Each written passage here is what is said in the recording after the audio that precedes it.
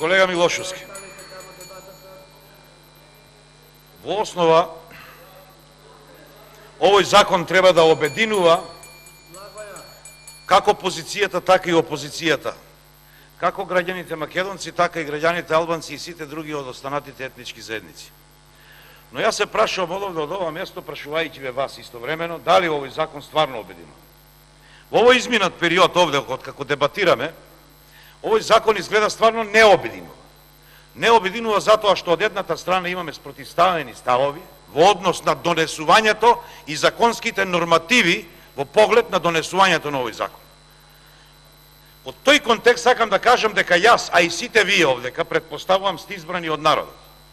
Јас имам секојдневни контакти, колега Милошовски, со народот, во кој ми велат вака и ме прашуваат зошто овој закон, ако е толку многу потребен, да се донесе на ваков начин.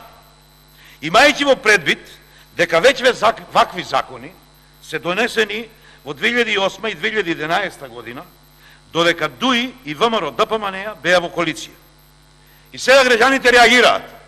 Зошто тогаш тезите дека ВМРО ДПМН е против албанците? Тоа вели не држи вода, затоа што граѓаните се сведоци на ова. Во овие граѓани морам да спомнам дека има и многу голем број мои пријатели од СДСМ.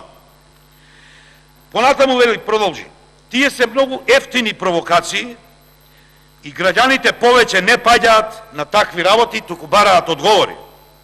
Бараат одговори во смисла, зошто наместо да зборуваме за животот во Македонија, за подобри плати, за повисок стандард, за се она што СДСМ во нивната изборна програма го ветуваше, ние сега овде зборуваме за законот, предлог законот за јазиците.